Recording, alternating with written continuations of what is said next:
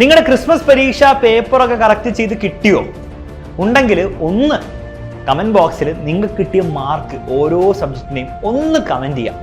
എനിക്കറിയാം നിങ്ങൾക്ക് കമന്റ് ചെയ്യാനും അതിനെപ്പറ്റി ആലോചിക്കാൻ പോലും വലിയ താല്പര്യം ഉണ്ടാവില്ല മിക്ക കുട്ടികൾക്കും.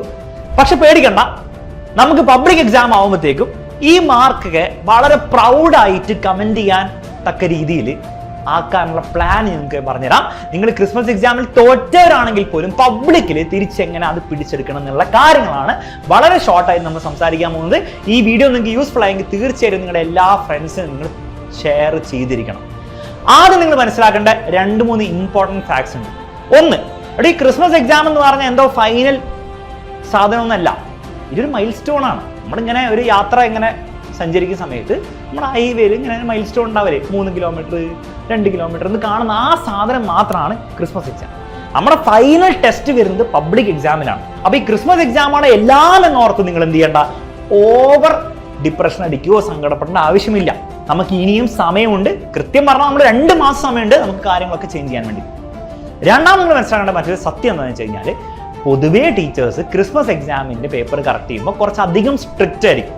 അതിന്റെ കാരണം എന്ന് വെച്ചാൽ സിമ്പിൾ കോമൺ സെൻസ് ആണ്. നിങ്ങൾക്ക് ഓവർ മാർക്ക് തന്നു കഴിഞ്ഞാൽ, കൂടിയ മാർക്ക് തന്നു കഴിഞ്ഞാൽ നിങ്ങൾ പഠിക്കില്ല, നിങ്ങൾ കുഴപ്പം. ഒരു പബ്ലിക് എക്സാമിൽ നിങ്ങൾ മോശം പെർഫോമൻസ് കാണിക്കാം.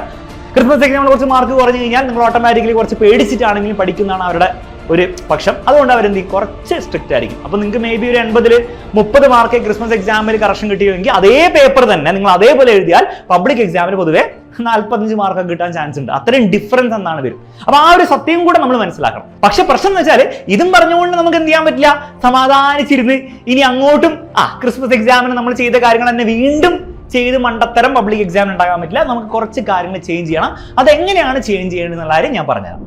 ആദ്യം നിങ്ങൾ ചെയ്യേണ്ട കാര്യം, നിങ്ങൾക്ക് പേപ്പർ കിട്ടിക്കഴിഞ്ഞാൽ നിങ്ങൾ ആ പേപ്പറിനെ നിങ്ങൾ സ്വയം നിങ്ങളുടെ കഴിവിനെയോ നിങ്ങളുടെ പഠനത്തിനോ ജഡ്ജ് ചെയ്യാൻ വേണ്ടിയിട്ട് ഞാൻ ഇത് പൊട്ടയാണ് ആ രീതിയിൽ ചിന്തിക്കാൻ വേണ്ടിയിട്ടല്ല ഉപയോഗിക്കേണ്ടത്. നിങ്ങളൊരു പീസ് ഓഫ് ഡേറ്റ ആയിട്ട് ഉപയോഗിക്കാം. നിങ്ങൾക്കൊരു ഇൻഫർമേഷൻ കിട്ടിയിരിക്കുകയാണ്. നിങ്ങൾക്ക് എന്താ ഇൻഫർമേഷൻ കിട്ടിയത്? ഫിസിക്സ് എടുക്കുകയാണെങ്കിൽ അല്ലെങ്കിൽ മാത്സ് എടുക്കുകയാണെങ്കിൽ ഏതൊക്കെ ഭാഗങ്ങളിലാണ് നിങ്ങൾക്ക് നിങ്ങളുടെ സ്ട്രോങ് ഏരിയാസ് അതുണ്ടെങ്കിൽ, ഏതൊക്കെ ഭാഗങ്ങളാണ് നിങ്ങൾ വളരെ വീക്ക് ആയിട്ടുള്ള, ഏതൊക്കെ ചാപ്റ്റേഴ്സിലാണെങ്കിൽ ഏതൊക്കെ തരം ചോദ്യങ്ങളാണ്, അത് കൃത്യമായിട്ട് സ്റ്റഡി ചെയ്യാനുള്ള ഡേറ്റയാണ് നിങ്ങളുടെ കറക്റ്റ് ചെയ്ത് വന്ന ആൻസർ ഷീറ്റ്. തെറ്റ് കിട്ടിയ ഉത്തരങ്ങൾക്കൊക്കെ നിങ്ങൾ വീക്കാണ്, നിങ്ങളത് ശരിയാക്കി എടുക്കേണ്ട പോർഷൻസ് ആണ്. കറക്റ്റ് കിട്ടിയ സാധനങ്ങളൊക്കെ നിങ്ങൾ സ്ട്രോങ് ആയിട്ടുള്ള പോർഷൻസ് ആണ്. അതിനുവേണ്ടി നമ്മൾ ഓവർ സമയം വേസ്റ്റ് ചെയ്യേണ്ട ആവശ്യമില്ല. അപ്പൊ ആ ഒരു കാര്യം നമ്മൾ ആദ്യം സ്റ്റഡി ചെയ്യേണ്ടതാണ് വേണ്ടത്. നിങ്ങൾ അത് സ്റ്റഡി ചെയ്യുമ്പോൾ നിങ്ങൾ 3 തരം മിസ്റ്റേക്സ് ഉണ്ടാക്കി നിങ്ങൾക്ക് കാണാൻ പറ്റും. ഫസ്റ്റത്തെ നോളേജ് ഗ്യാപ്പാണ്. അതായത് നിങ്ങൾക്ക് ഒരു ചോദ്യം വന്നു, നിങ്ങൾ അതിന്റെ ഉത്തരം എഴുതിയില്ല. കാരണം എന്തായിരുന്നു? നിങ്ങൾക്ക് അതിനുള്ള നോളേജ്, അതിന്റെ അറിവ് നിങ്ങൾക്ക് ഇല്ലായിരുന്നു. അപ്പൊ അങ്ങനത്തെ കാര്യങ്ങൾ, അങ്ങനത്തെ ടോപ്പിക്സ്, അങ്ങനത്തെ ചാപ്റ്റേഴ്സ്, അങ്ങനത്തെ ചോദ്യങ്ങൾ നിങ്ങൾ എന്ത് ചെയ്യണം? നിങ്ങൾ പഠിച്ചെടുക്കണം. അതാണ് ഫസ്റ്റ് ടൈപ്പ് മിസ്റ്റേക്ക്. രണ്ടാമത്തെ തരം മിസ്റ്റേക്ക് ആണ് മെമ്മറി ഗ്യാപ്പ്. നിങ്ങൾക്ക് പഠിച്ചൊക്കെ പോയതാണ് പരീക്ഷയിൽ, പക്ഷെ എങ്കിലും പരീക്ഷ പേപ്പറിൽ നിങ്ങൾക്ക് അത് പ്രോപ്പറായിട്ട് എഴുതാൻ പറ്റില്ല. ഇതിനെയാണ് മെമ്മറി ഗ്യാപ്പ് എന്ന് വിളിക്കുക. അപ്പൊ ഇങ്ങനെ മെമ്മറി ഗ്യാപ്പ് വരുന്ന ചോദ്യങ്ങളൊക്കെ നമ്മൾ എന്താ ചെയ്യേണ്ടത്? നമ്മൾ പഠിക്കാത്തല്ല പ്രശ്നം വരുന്നത് നമ്മൾ പ്രോപ്പർ ആയിട്ടുള്ള രീതിയിൽ റിവൈസ് ചെയ്തിട്ടുണ്ടാവില്ല. അപ്പൊ അവിടെ നിങ്ങൾ ആക്റ്റീവ് റിവിഷൻ ഒക്കെ ചെയ്യുക. ആക്റ്റീവ് റിവിഷൻ എന്ന് പറഞ്ഞാൽ വളരെ സിമ്പിൾ ആയിട്ട് പറഞ്ഞാൽ, നിങ്ങൾ വായിച്ച കാര്യം പഠിച്ച കാര്യം വെറുതെ ടെക്സ്റ്റ് ബുക്ക് വെച്ചിട്ട് നോട്ട്ബുക്ക് വെച്ചിട്ട് അതിന്റെ മുകളിൽ ഇങ്ങനെ വായിക്കല്ല വേണ്ടത്. അതില്ലാതെ തന്നെ നിങ്ങൾ ബ്ലൈൻഡ് മെമ്മറി എന്ത് ചെയ്യണം? എടുത്ത് എഴുതാൻ വേണ്ടി ശ്രമിക്കണം. അതിനാണ് നമ്മൾ ആക്റ്റീവ് റീകോൾ അഥവാ ആക്റ്റീവ് റിവിഷൻ എന്ന് വിളിക്കുക. കൂടുതൽ കാര്യങ്ങളൊക്കെ നമ്മുടെ ലേൺ വിത്ത് അലക്സ് എന്ന ചാനൽ ഞാൻ പറയുന്നുണ്ട്, പോയി ചെക്കൗട്ട് ചെയ്യാം. അപ്പൊ ആ രീതിയിൽ റിവൈസ് ചെയ്യുന്ന ഒരു പ്രയോറിറ്റി ആക്കണം അങ്ങനത്തെ കാര്യങ്ങൾക്ക്. മൂന്നാമത്തെ വേറെ ടൈപ്പ് മിസ്റ്റേക്ക് ആണ് എക്സിക്യൂഷൻ ഗ്യാപ്പ്. അതായത് നിങ്ങൾ മാത്സിലൊക്കെ നിങ്ങൾക്ക് പഠിച്ച കാര്യങ്ങളാണ്, നിങ്ങൾക്ക് ഓർമ്മയുള്ള കാര്യമാണ്, പക്ഷെ എഴുതി വന്നപ്പോൾ എന്തെങ്കിലും സില്ലി മിസ്റ്റേക്സോ ന്യൂമറിക്കൽ മിസ്റ്റേക്സോ പല എന്തെങ്കിലും മിസ്റ്റേക്സ് രീതിയിൽ അത് തെറ്റിപ്പോയി അങ്ങോട്ട്. അപ്പൊ ഇങ്ങനത്തെ കാര്യങ്ങൾ, അങ്ങനത്തെ ചോദ്യങ്ങൾക്ക്, അങ്ങനത്തെ ടോപ്പിക്സിനൊക്കെ നിങ്ങൾ എന്ത് ചെയ്യണം? ഒരു മാക്സിമം പ്രാക്ടീസ് ചെയ്യണം. കൂടുതൽ മാത്സിനും ഫിസിക്സിലൊക്കെയാണ് സംഭവിക്കാറ്. അപ്പൊ അതിന് നിങ്ങൾ കൂടുതൽ ചോദ്യങ്ങൾ ചെയ്യുക, കൂടുതൽ ക്വസ്റ്റ്യൻ പേപ്പേഴ്സ് പ്രാക്ടീസ് ചെയ്യുക എന്ന രീതിയിലാണ് നിങ്ങൾ ഈ 3 മിസ്റ്റേക്സിനെ ക്ലാസിഫൈ ചെയ്യേണ്ടത്. അപ്പൊ ഇങ്ങനെ ചെയ്യുന്നതിലൂടെ നിങ്ങൾക്ക് കൃത്യമായി മനസ്സിലാക്കുക എവിടെയൊക്കെയാണ് നിങ്ങളുടെ പ്രശ്നം, അതെങ്ങനെ ശരിയാക്കണം എന്നുള്ള കാര്യം നിങ്ങൾക്ക് മനസ്സിലാവും. നെക്സ്റ്റ് സ്റ്റെപ്പിലേക്ക് നമ്മൾ പോകുമ്പോൾ എങ്ങനെ പഠിക്കണം എന്നാണ്. അവിടെ നിങ്ങൾ ആദ്യം ചെയ്യേണ്ടത്, നിങ്ങൾ ഏറ്റവും ടഫ് ആയിട്ടുള്ള ചാപ്റ്റേഴ്സ് പഠിക്കാനൊന്നും പോകരുത്. നിങ്ങൾക്ക് ഏറ്റവും ഈസി ആയിട്ട്, പക്ഷെ എന്നാൽ നിങ്ങൾ കുറെ പഠിക്കാത്ത ചാപ്റ്റർ ഒക്കെ ഉണ്ടാവുമല്ലോ, ഈസി ആയിട്ട് പഠിച്ചെടുക്കാം, പക്ഷെ നിങ്ങൾ പഠിച്ചില്ല, അങ്ങനത്തെ ചാപ്റ്റേഴ്സ് വേഗം ആദ്യം തന്നെ പഠിച്ചു കൊടുക്കണം. അപ്പൊ നിങ്ങൾക്ക് കോൺഫിഡൻസ് കിട്ടും. കാരണം നിങ്ങൾക്ക് എന്താണ്, വേഗം പഠിക്കാൻ പറ്റുന്നുണ്ട്, ചോദ്യങ്ങളൊക്കെ ചെയ്യാൻ പറ്റുന്നുണ്ട്. എന്നിട്ട് മെല്ലെ മെല്ലെ നിങ്ങൾക്ക് തീരെ അറിയാത്ത ടഫായിട്ടുള്ള ചാപ്റ്റേഴ്സിലേക്ക് കിടക്കാം. മാത്രമല്ല ഇവിടെ നിങ്ങൾ ഇനി അങ്ങോട്ട് ശ്രദ്ധിക്കേണ്ട ഒരു മറ്റൊരു കാര്യമാണ് വെയിറ്റേജ്. ഇതുവരെ നിങ്ങൾ ചിലപ്പോൾ എല്ലാ ചാപ്റ്ററും ഇങ്ങനെ പഠിച്ചു പോകും, എല്ലാ തരം ചോദ്യങ്ങളൊക്കെ ചേർക്കും. ഇനി നമ്മൾ വെയിറ്റേജിന് കൂടി ഇമ്പോർട്ടൻസ് കൊടുത്തിട്ട് വേണം പഠിക്കാൻ വേണ്ടി. ഏറ്റവും വെയിറ്റേജ് കൂടിയ ചാപ്റ്റേഴ്സ് ആണെങ്കിൽ നമ്മൾ കൂടുതൽ സമയം കൂടുതൽ ചോദ്യങ്ങൾ അവിടെ സ്പെൻഡ് ചെയ്യണം. അതേസമയം വളരെ വെയിറ്റേജ് കുറവുള്ള ചാപ്റ്റർ ആണ് പഠിക്കേണ്ട എന്നല്ല, നമ്മൾ അത്രയും സമയം അവിടെ സ്പെൻഡ് ചെയ്താൽ മതി. അപ്പോൾ ആ ഒരു രീതിയിൽ വേണം നമ്മൾ പഠിച്ചെടുക്കാൻ വേണ്ടിയിട്ട്. പ്രീവിയസ് ഇയർ ക്വസ്റ്റ്യൻ പേപ്പേഴ്സ് ഒക്കെ അവൈലബിൾ ആയുള്ള ക്ലാസ്സുകളാണെങ്കിൽ നിങ്ങൾ തീർച്ചയായും ഈ വെയിറ്റേജ് കഴിഞ്ഞ വർഷത്തെ പേപ്പറൊക്കെ നമ്മുടെ examiner.com വെബ്സൈറ്റിൽ കിട്ടുന്നതായിരിക്കും. അത് ഉപയോഗിച്ചിട്ട് നിങ്ങൾ കണ്ടുപിടിക്കുക. അതല്ലാത്ത പ്രീവിയസ് ഇയർ ഇല്ലാത്ത രീതിയാണെങ്കിൽ പേടിക്കേണ്ട, നമ്മുടെ യൂട്യൂബ് ചാനലിലൊക്കെ കൃത്യമായുള്ള ഗൈഡൻസ് തരുന്നതായിരിക്കും. അപ്പോൾ ഈ രീതിയിൽ വെയിറ്റേജും കൂടെ നോക്കിയിട്ട് വേണം നമ്മൾ അങ്ങോട്ട് പഠിക്കാൻ വേണ്ടിയിട്ട്. ഈ ലാസ്റ്റ് ഇതിലുള്ള കാര്യമാണ് നമ്മുടെ പേരൻസിനെ എങ്ങനെ ഡീൽ ചെയ്യണം. കാരണം പൊതുവെ പേരൻസിന് ഈ ഒരു മാർക്ക് കുറവ് എന്നുള്ള കാര്യം അവർക്ക് ഇഷ്ടമല്ല. കാരണം അവർ കഷ്ടപ്പെട്ട് പണിയൊക്കെ എടുത്തിട്ടായിരിക്കും നിങ്ങളെ സ്കൂളിൽ പറഞ്ഞയക്കുന്നത്, നിങ്ങൾ പഠിച്ചോളൂ എന്നുള്ള ഒരു പ്രതീക്ഷയോടെ. അപ്പം നിങ്ങൾ തീരെ മാർക്ക് കുറവ് വന്നു കഴിഞ്ഞാൽ നിങ്ങൾ ചിലപ്പോൾ ഭയങ്കര കഷ്ടപ്പെട്ട ആളായിരിക്കും, ചിലപ്പോൾ കഷ്ടപ്പെടാത്ത ആളായിരിക്കും. എന്താണെങ്കിലും അവർക്ക് ആ മാർക്ക് കാണുമ്പോൾ ഒരു ദേഷ്യം വരും. ആ ദേഷ്യം നിങ്ങളോടുള്ള ദേഷ്യം അല്ല എന്നുള്ള കാര്യം മനസ്സിലാക്കുകയാണ് നിങ്ങൾ ചെയ്യേണ്ടത്. അതെന്തുകൊണ്ട് നിങ്ങളോടല്ലാത്തത്? കാരണം അവരുടെ മനസ്സിൽ ആകെ ഒറ്റ ഇമോഷനുള്ളൂ, എൻ്റെ മോൾക്കല്ല എൻ്റെ മോന് പഠിക്കാൻ പറ്റുന്നില്ലല്ലോ, ഇങ്ങനെ പോയി കഴിഞ്ഞാൽ എങ്ങനെയാണ് ശരിയാവുക, അവൻ്റെ അവസ്ഥയും ഭയങ്കര മോശമാവുമല്ലോ എന്നുള്ള ഒരു ആദ്യം നിന്നാണ് അവരുടെ ആ ഒരു ദേഷ്യം എന്ന് പറഞ്ഞ ഇമോഷൻ വരുന്നത്. കാരണം ഒരുപക്ഷെ അവർക്ക് വേറൊരു രീതിയിൽ അത് എക്സ്പ്രസ് ചെയ്യാൻ പറ്റുന്നുണ്ടാവില്ല. അവർ വിചാരിക്കുന്ന ഒരു പക്ഷേ ദേഷ്യം പിടിച്ചു കഴിഞ്ഞാൽ അവരുടെ ദേഷ്യം നിങ്ങൾ കാണുമ്പോൾ നിങ്ങൾ പേടിച്ച് പഠിക്കുന്നുള്ള ഒരു ധാരണയിലായിരിക്കും അവർ ആ രീതിയിൽ റിയാക്ട് ചെയ്യുന്നത്. അപ്പോൾ ആ ഒരു സത്യം നമ്മൾ മനസ്സിലാക്കുക. അല്ലാണ്ട് നിങ്ങളോട് അണ്ടർലൈങ് ആയിട്ട് നിങ്ങൾ മാർക്ക് വാങ്ങാത്തതിന് ദേഷ്യമൊന്നും അവർക്കില്ല. പക്ഷെ എങ്കിൽ പോലും നിങ്ങൾ ചെയ്യേണ്ട ഒരു കാര്യമുണ്ട്. വെറുതെ നിങ്ങൾ എന്ത് ചെയ്യരുത്, അത് ഹൈഡ് ചെയ്യാനോ അല്ലെ അത് ഒളിപ്പിച്ചു വെക്കാൻ എന്തെങ്കിലും രീതിയിലൊക്കെ ചെയ്യാൻ ഒരിക്കലും നോക്കരുത്. നിങ്ങൾ ഓണപ്പ് ചെയ്യുക. ഇതാണ് എൻ്റെ അവസ്ഥ, അമ്മ അച്ഛ മാർക്ക് വളരെ കുറവാണ്, ഇതിൽ ഈ സബ്ജക്റ്റിൽ കുറവാണ്, ഞാൻ പഠിക്കാത്തതിൻ്റെ കാരണമുണ്ട്, അല്ലാതെ പരീക്ഷ പക്ഷേ ടഫായതിൻ്റെ കാരണങ്ങളൊക്കെ ഉണ്ട്. പക്ഷെ ഒരു കാര്യം ഞാൻ പ്രോമിസ് ചെയ്യുന്നു, അടുത്ത 2 മാസത്തിൽ ഇതാണ് എൻ്റെ പ്ലാൻ. നിങ്ങൾ റിവിഷൻ ബാച്ച് ജോയിൻ ചെയ്തിട്ട് അതിന്റെ പ്ലാൻ കാണിച്ചു കൊടുക്കുക. നിങ്ങൾ സ്വന്തമായിട്ടാണ് പഠിക്കുന്നതെങ്കിൽ അതിന്റെ പ്ലാൻ നിങ്ങൾ കാണിച്ചു കൊടുക്കുക. ഈ പ്ലാൻ ഞാൻ കൃത്യമായിട്ട് ഫോളോ ചെയ്തിരിക്കും എന്നുള്ള പ്രോമിസ് നിങ്ങൾ അവർക്ക് കൊടുക്കുന്നതോടെ അവരുടെ ദേഷ്യം ഒരു സപ്പോർട്ട് എന്ന രീതിയിലേക്ക് തീർച്ചയായിട്ടും മാറുന്ന നിങ്ങൾക്ക് കാണാൻ പറ്റും. അത് എത്രത്തോളം ദേഷ്യമുള്ള പേരൻസ് ആണെങ്കിൽ പോലും നിങ്ങൾ ഈ ഒരു കൃത്യമായിട്ടുള്ള പ്ലാൻ അവർക്ക് പറഞ്ഞു കൊടുത്തിട്ട് നിങ്ങൾ ഓണസ്റ്റ്ലി ചെയ്യാൻ റെഡി ആണെങ്കിൽ അവർ നിങ്ങളെ സപ്പോർട്ട് ചെയ്തിരിക്കും.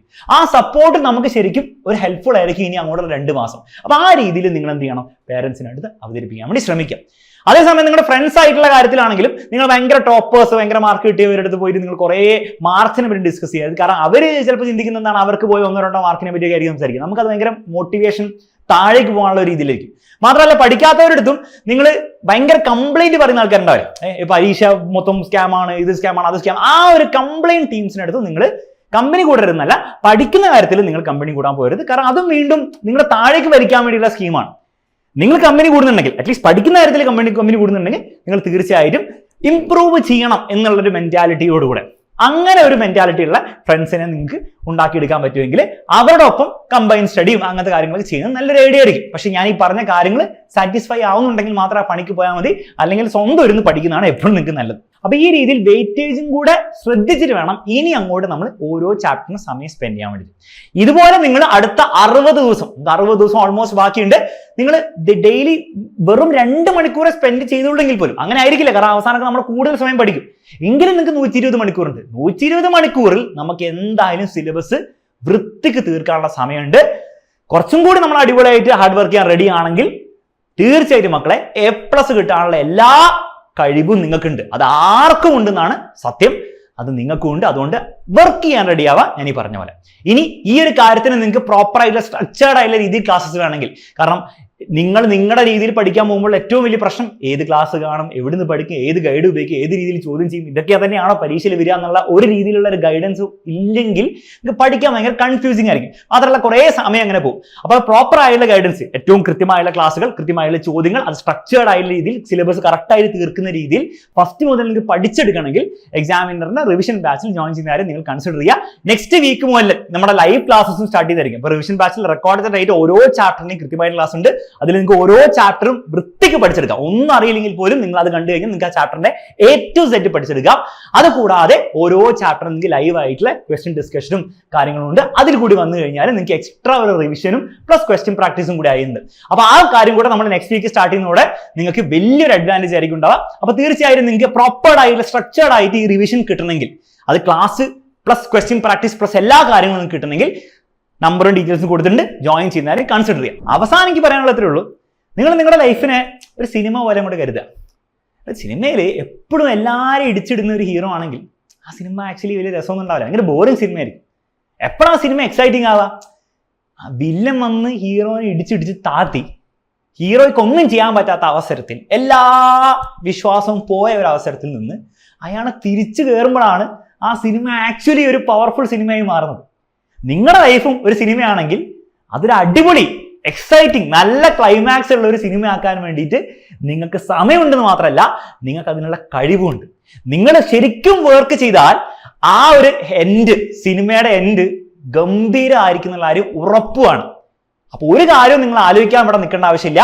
വീഡിയോ അടച്ചു വെക്കുക, നേരെ ക്വസ്റ്റ്യൻ പേപ്പർ നിങ്ങൾ കിട്ടിയ ആൻസർ ഷീറ്റ് എടുക്കുക, അതിൽ തെറ്റിപ്പോയ കാര്യങ്ങൾ എങ്ങനെയാണ് തെറ്റിയത്, എന്തുകൊണ്ടാണ് തെറ്റിയത്, അത് എങ്ങനെ ശരിയാക്കും എന്നുള്ള ഞാൻ പറഞ്ഞ പ്രകാരം നിങ്ങൾ എന്ത് ചെയ്യുക, പണി തുടങ്ങുക. ആ പണി ഇനി 2 മാസം നിങ്ങൾ ചെയ്യാൻ റെഡി ആണെങ്കിൽ മക്കളെ, ഞാൻ ഗ്യാരണ്ടി ചെയ്യുന്നു നിങ്ങളുടെ സിനിമയായിരിക്കും ഈ വർഷം ഓസ്കാർ അടിക്കാൻ പോകുന്നത്. കൂടുതലൊന്നും പറയുന്നില്ല, മറ്റൊരു വീഡിയോയിൽ വീണ്ടും കാണാം. Bye bye and take care.